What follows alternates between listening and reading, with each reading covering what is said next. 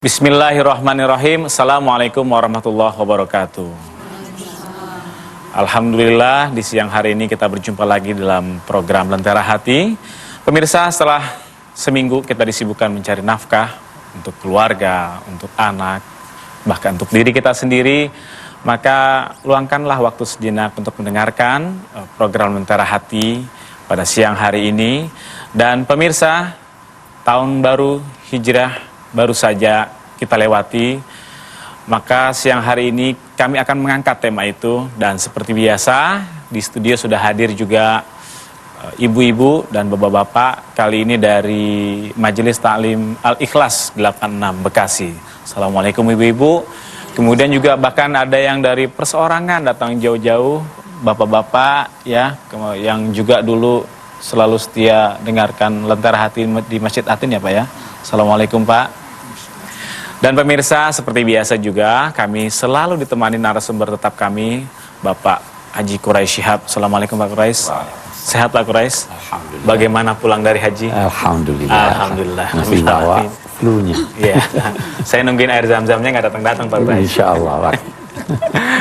Baik pemirsa, seperti saya katakan tadi, di siang hari ini kita akan membahas tema tahun Hijrah.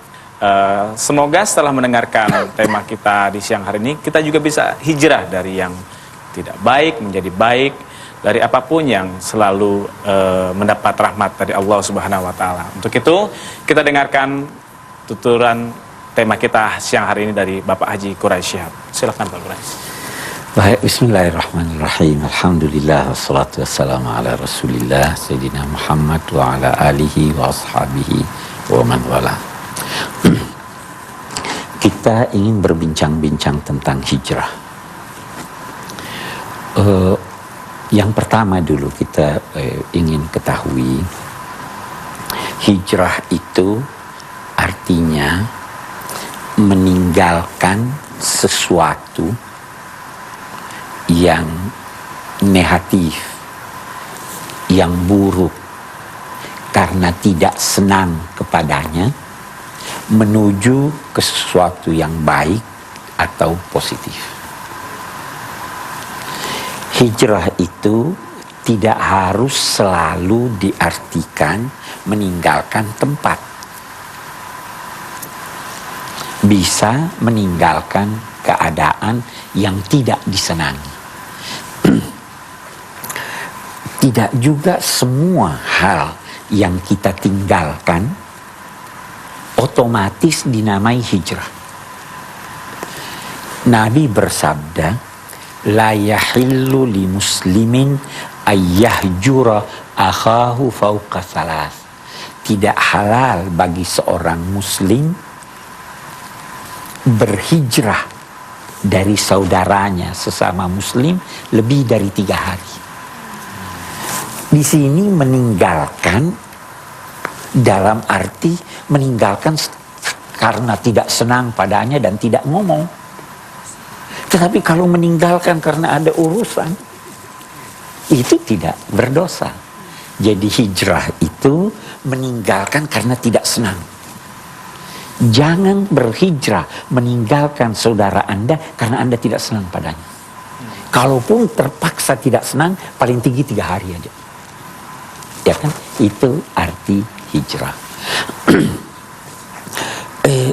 Kita sewaktu merayakan hijrah, sebenarnya yang kita maksud adalah hijrah Nabi Muhammad SAW setelah bermukim di Mekah 10 tahun lamanya.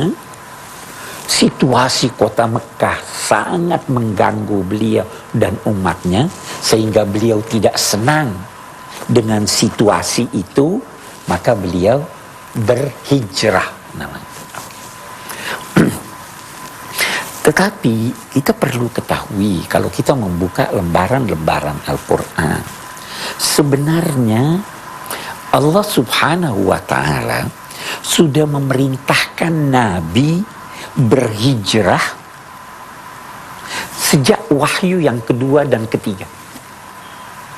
Tetapi perintah berhijrah di situ bukan berhijrah meninggalkan kota Mekah, tetapi berhijrah, meninggalkan keburukan-keburukan, meninggalkan orang-orang yang melakukan hal-hal negatif di kota Mekah. Kita kan tahu ulama beda pendapat. Ada yang berkata wahyu kedua itu nun wal qalami wa ma yasturun. Ada yang berkata wahyu kedua itu al-muddathir. Ada yang berkata dia wahyu ketiga. Ada yang berkata al-muzammil. Di suratil muddathir kita temukan perintah Allah warujza fahjur. Keburukan, kekotoran tinggalkan. Berhijrahlah. Tinggalkanlah keburukan, kekotoran, syirik dan sebagainya. Jadi sudah ada perintah hijrah, walaupun bukan berarti meninggalkan tempat, sejak Nabi masih menerima wahyu kedua atau wahyu ketiga. Ada orang-orang yang mengoceh, yang memaki-maki ajaran Nabi Muhammad, yang memaki-maki Nabi Muhammad. Apa tuntunan Allah itu pada wahyu ketiga? Dikatakannya wasbir ala ma yaqulun wahjurhum hajran jamila. Ada lagi perintah hijrah. Bersabarlah, tabahlah menghadapi ocehan-ocehan orang itu, menghadapi kecaman-kecaman mereka, menghadapi cemoohan-cemoohan mereka. Wahjurhum, berhijrahlah, tinggalkanlah mereka secara baik-baik. Nah, jadi hijrah itu makna hijrah. Kita sekarang perlu berhijrah, tetapi bukan meninggalkan negara kita. Seperti halnya Nabi Muhammad. Itu yang pertama yang kita perlu. Ya. Yang kedua yang saya ingin katakan pada ibu-ibu, bapak-bapak. Sebenarnya hijrah meninggalkan kota Mekah itu sudah pernah dilakukan sebelum Nabi berhijrah oleh sahabat-sahabat Nabi. Mereka berhijrah ke Habasyah, daerah Ethiopia sekarang. Karena mendapat tekanan dari masyarakat Mekah. Mereka berhijrah pada tahun kelima dari diutusnya Nabi Muhammad. Berhijrah. Di sana ditampung secara baik-baik oleh penguasa Kristen. Najasyi. Kaum musyrikin pada waktu hijrah yang kedua ke Habasyah itu datang minta itu, kembalikan itu. Kaum muslimin yang sebenarnya bermaksud buruk dan sebagainya. Penguasa sana tidak mau berikan. Jadi sejak dulu ada kerjasama itu. Ini kita waktu kita bicara hijrah kita harus pahami itu.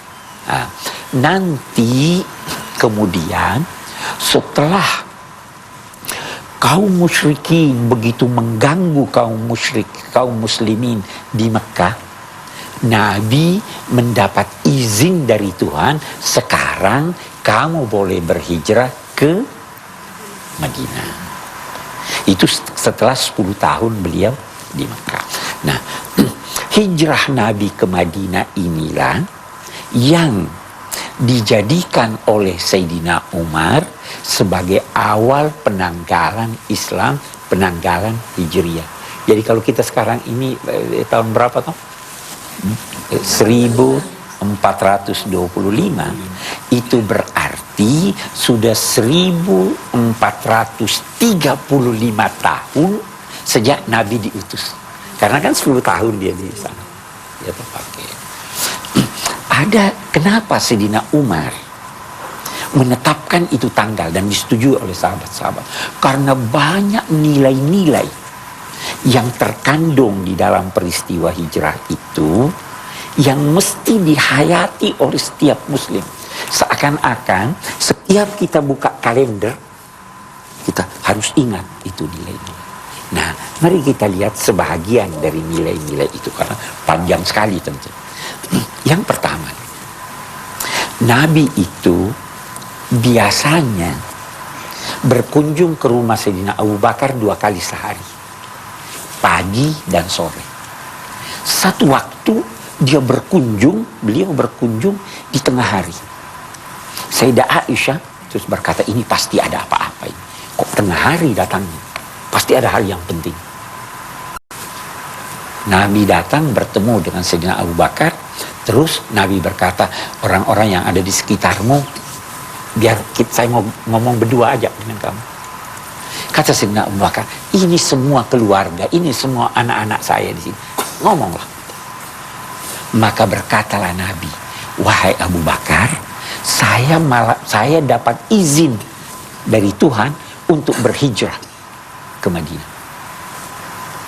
Sayyidina Abu Bakar nangis. Kata Sayyidah Aisyah, saya tidak pernah lihat ayah saya nangis gembira seperti itu.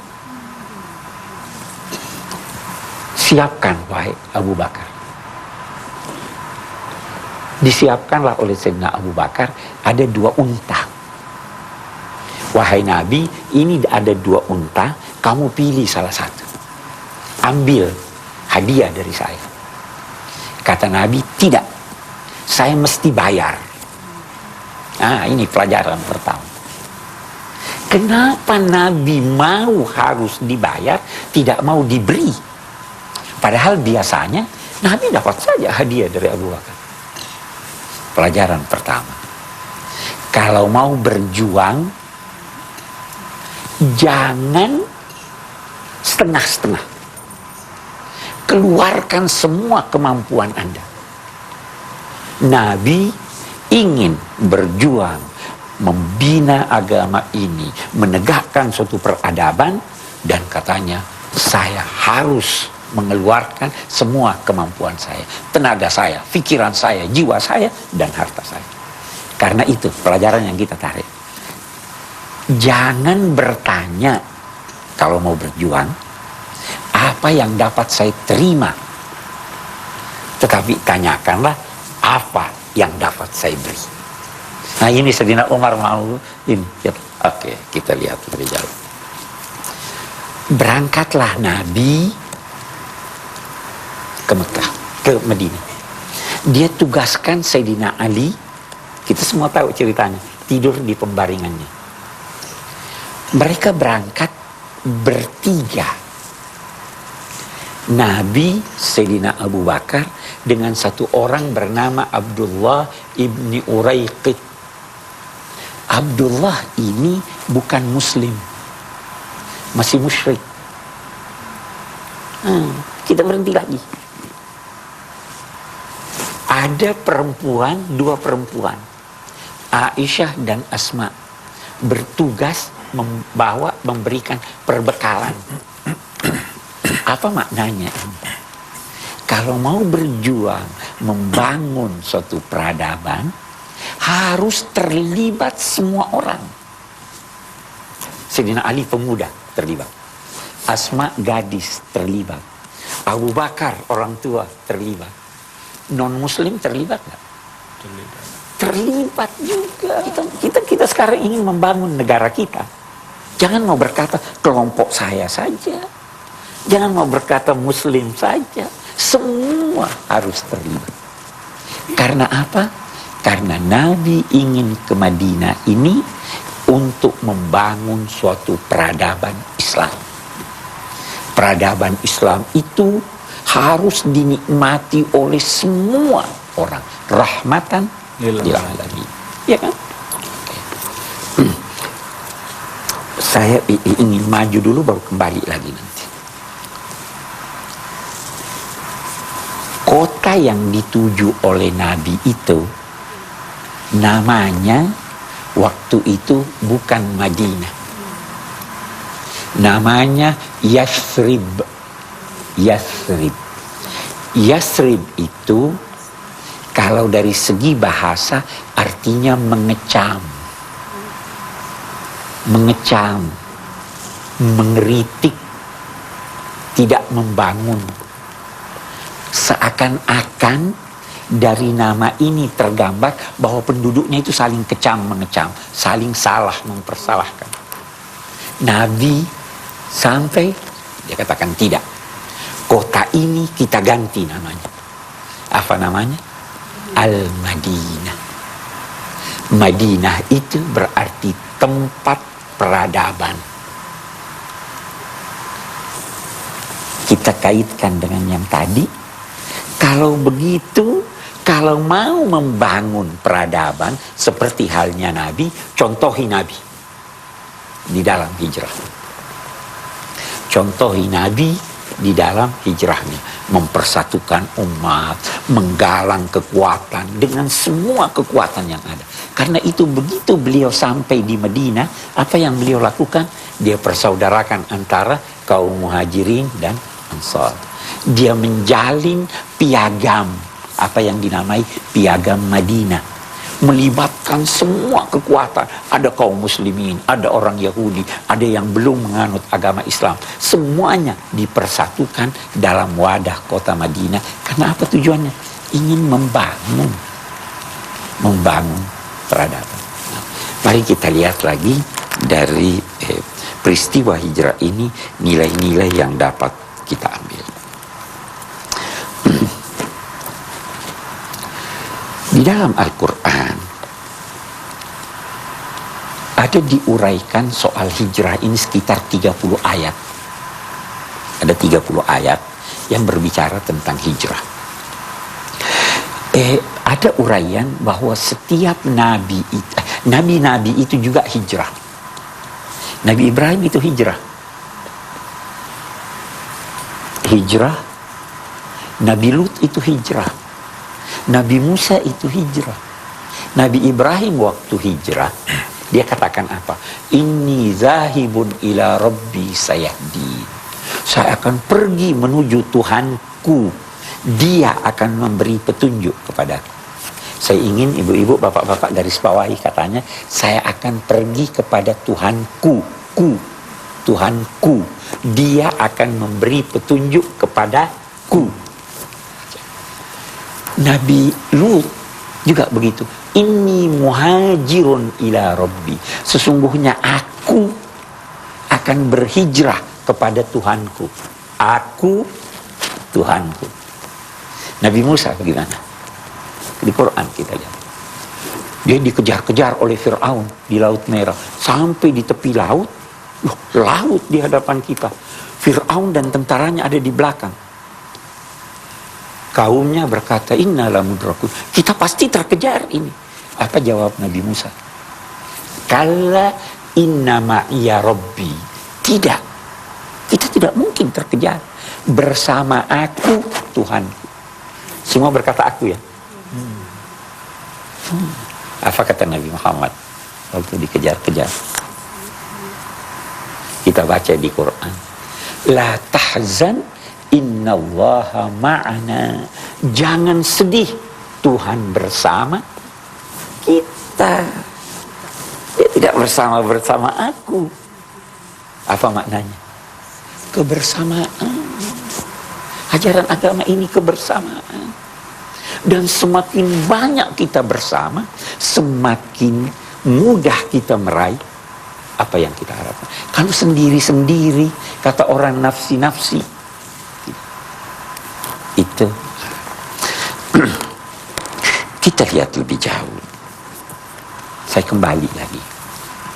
Waktu Nabi Muhammad ingin bermaksud meninggalkan kota Mekah,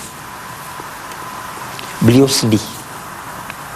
Kota Mekah kan itu tumpah darahnya ya. Beliau lahir di Mekah, mau meninggalkan kota Mekah. Jadi sebelum keluar dari perbatasan, beliau menghadap ke kota Mekah dan berkata, demi Allah, engkau, wahai kota Mekah, adalah negeri yang paling saya cintai. Seandainya saya tidak diusir, saya tidak akan tinggalkan kamu. Oke, kita berhenti lagi di sini. Ini apa maknanya? Nabi cinta tanah airnya atau tidak?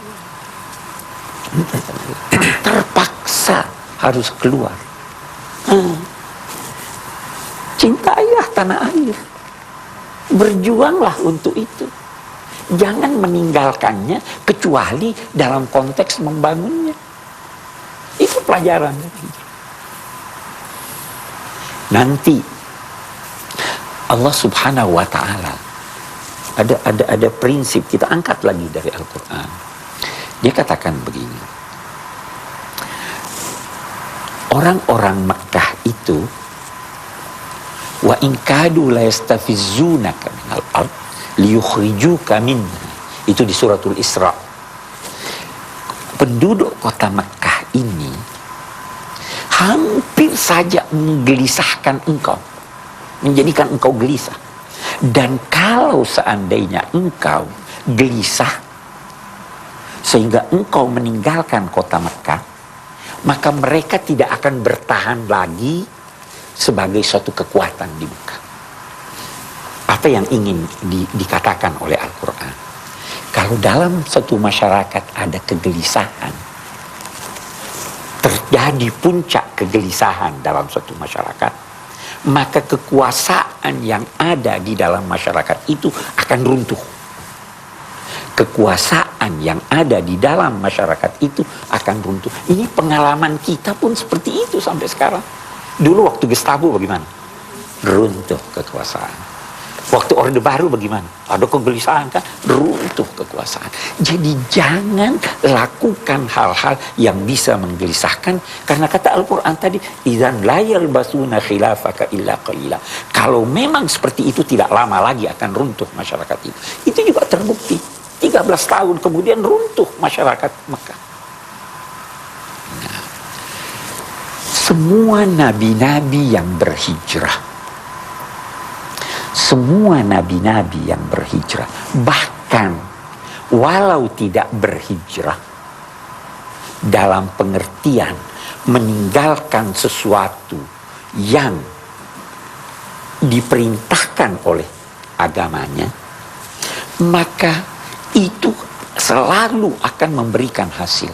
Al-Quran menyatakan begini, wa may yuhajir fi sabilillah yajid fil ardi muraghaman katsiran wasa'. Ini prinsip. Siapa yang berhijrah karena Allah, maka setelah hijrahnya dia akan memperoleh kelapangan dan kemenangan. Siapa yang berhijrah? Orang-orang berkata ada 25 peradaban yang sudah dikenal oleh umat manusia sampai sekarang. Ke-25 peradaban itu lahir benihnya dari hijrah. Sekarang kita ada namanya peradaban Amerika. Itu lahirnya dari hijrah. Hijrah itu orang-orang Inggris yang ada di Inggris tertekan, ingin memelihara agamanya, dia hijrah ke Amerika. Terbangun peradaban Amerika. Hanya sekarang mulai goyah karena sudah mulai tidak mengikuti tuntunan-tuntunan agama. Nah, kita kembali kepada diri kita sekarang. Nabi berkata tidak ada lagi hijrah meninggalkan kota Madinah ke Mekah. Yang perlu hijrah meninggalkan keburukan-keburukan. Mau sukses, tinggalkan keburukan. Kita menghadapi pemilu kan, mau sukses, ada ayat Al-Quran dalam konteks hijrah. Saya ingin bacakan.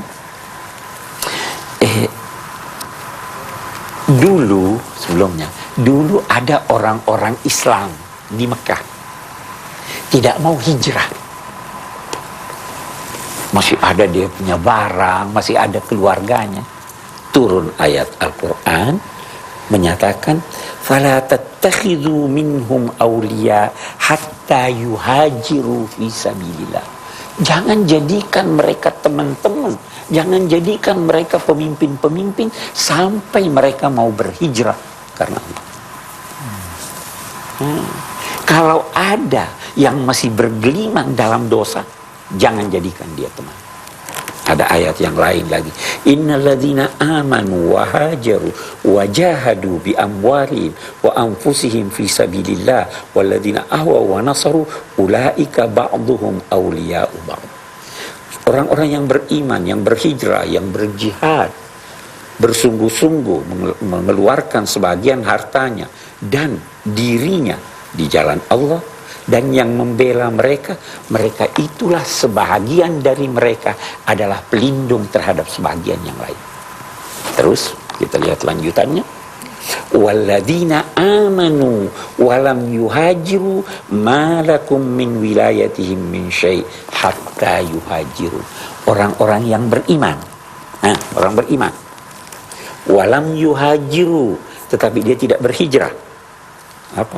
Kamu tidak punya hubungan perlindungan terhadap mereka. Tidak perlu kamu lindungi mereka. Tidak perlu kamu angkat mereka sebagai teman-teman. Hatta yuhajiru, sampai mereka itu mau berhijrah. Jadi hijrah bukan hanya dalam arti berpindah dari satu tempat ke tempat lain, tetapi meninggalkan keburukan. Saya kira itu makna hijrah kita. Baik pemirsa Metro TV, demikian tadi uraian singkat tema kita di siang hari ini dalam Lentera Hati tentang hijrah. Dan buat pemirsa yang ingin bertanya juga, bisa kirimkan pertanyaan Anda melalui fax kami di 5824435. Insya Allah kami akan menjawab. Dan di studio saatnya sekarang kita juga buka session untuk tanya jawab bagi Bapak dan Ibu yang mau bertanya kepada Pak Quraish tentang tema kita di siang hari ini. Bapak, silakan Pak, sebutkan nama dan pertanyaan singkat Pak. Assalamualaikum warahmatullahi wabarakatuh. Waalaikumsalam. Nama saya Beni Ahmad dari Masjid Atin. Pak Quraish yang terhormat, memetik pelajaran dari yang Bapak uraikan tadi mengenai hijrah. Jadi kami berpikiran, alangkah kita ini saat ini lagi dirundung segala macam percobaan ini. Jadi kiranya pelajaran hijrah ini sangat penting kalau semua dari kita ini mau membumikan. Maksud kami ialah agar betul-betul makna hijrah ini dihayati oleh kita semua bangsa Indonesia. Mulai dari pimpinan yang teratas sampai ke pimpinan RT mungkin. Jadi andai kata jiwa daripada pelajaran hijrah ini betul-betul dihayati, mungkin konsep-konsep reformasi yang dicanangkan mulai beberapa tahun belakangan ini kiranya akan tercapai. Dan bagaimana menurut Bapak Quraish? Sekian, terima kasih. Wassalamualaikum warahmatullahi wabarakatuh. Waalaikumsalam. Iya, saya kira benar. Prinsipnya sebenarnya demikian. Kita harus berusaha melakukan introspeksi.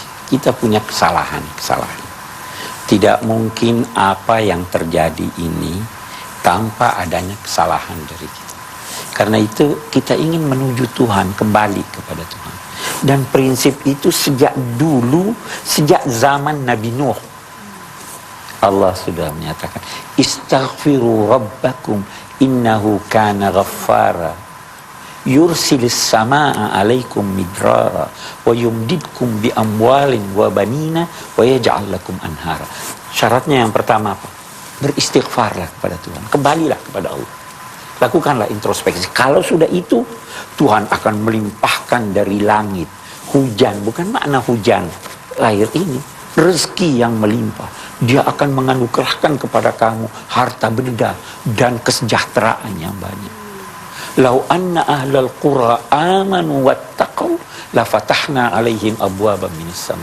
Seandainya mereka itu percaya dan bertakwa, pasti. Nah, ada satu hal yang saya ingin tambahkan. Dalam konteks hijrah Nabi itu, ada yang dinamakan oleh Al-Quran junudan lam tarauha. Ada tentara-tentara Tuhan yang kamu tidak lihat. Allah bisa turun tangan membantu.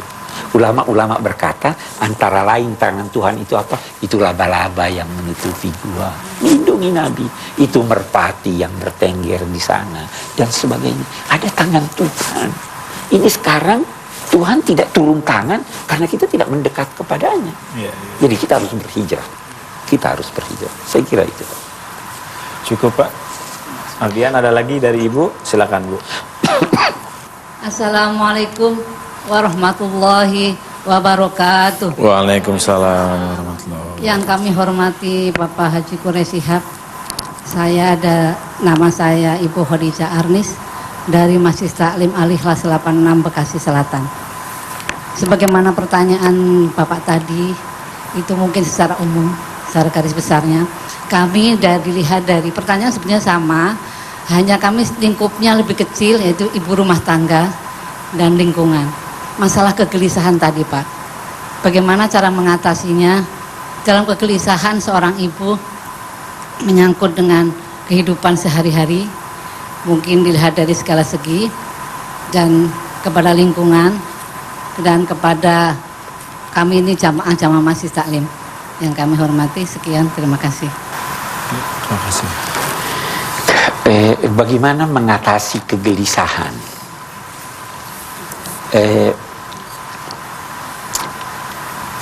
Sebenarnya kalau dalam Al-Quran kita temukan ala bizikrillahi tatma'innul qulub. Dengan mengingat Allah, hati menjadi tenang. Dengan zikir, hati menjadi tenang. Kita dalam salah satu episode pernah menjelaskan arti zikir kan. Zikir itu bukan sekedar mengucapkan, membaca Al-Quran, belajar, bekerja bersungguh-sungguh, merenung, sholat, itu semua zikir. Jadi lakukanlah kegiatan-kegiatan positif dan kaitkan dia dengan Allah. Semua kegiatan positif yang kita lakukan, selama kita mengaitkannya dengan Allah, itu zikir, dan itu salah satu cara untuk menghilangkan kegelisahan. Lakukan silaturahim, bekerja, merenung, berpikir positif, semua itu bisa menghilangkan kegelisahan. Tapi kalau berpikirnya sudah tidak positif, oh itu maksudnya buruk pada saya, oh itu begini, itu gelisah, ya kan? Enggak, dia punya maksud baik, oh dia keliru, sebenarnya maksudnya baik. Bekerja bersungguh-sungguh, alhamdulillah saya dapat rezeki seperti ini anugerah dari Allah, ibu akan tenang. Mendapatkan rezeki yang banyak tetapi tidak mengaitkan dengan Tuhan bisa menimbulkan kegelisahan. Oh, jangan sampai saya dirampok. Jadi kaitkan segala dengan Tuhan, itu akan menghilangkan kegelisahan. Saya kira itu ya. Cukup ya Bu. Dari Masjid Al-Ikhlas 86. Jadi unik Pak, Al-Ikhlas 86 itu ada sejarahnya. Ya. 86 didirikan tahun 86 ya Bu ya. Dari gabungan RT RW 8 RT 6. Oh. RW 6. Saya pikir Al-Ikhlasnya ada 86. Oke, ada lagi yang bertanya? Oke, silakan Mas. Assalamualaikum warahmatullahi wabarakatuh. Waalaikumsalam. Nama saya Singgi. Begini ya, tadi Bapak Quraish mengatakan jika mau berjuang atau berhijrah, maka kita harus apa? Melibatkan orang lain gitu kan, atau seluruh umat itu. Yang saya tanyakan itu, seandainya kita ingin melakukan hijrah, langkah apa yang akan kita lakukan terhadap golongan atau umat-umat selain dari umat Muslim itu? Saya rasa cukup sekian dan terima kasih. Assalamualaikum warahmatullahi wabarakatuh. Waalaikumsalam. Ya. Dalam Al-Quran ada ajakan, ta'alau ila kalimatin sawa'in bainana wa bainakum. Mari kita duduk bersama mencari kata sepakat. Mari kita ulurkan tangan, mari kita bersama-sama. Apa yang kita sepakati, kita perjuangkan bersama. Salah satu yang kita bisa sepakati adalah pembinaan moral. Kita bisa sepakati, semua kita.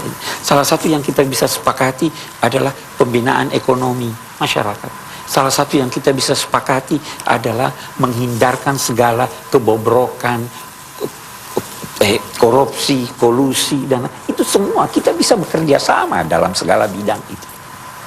Kita memang dalam bidang akidah kita mungkin tidak bertemu, tetapi kita tidak bertemu tidak harus menjadikan kita bermusuhan.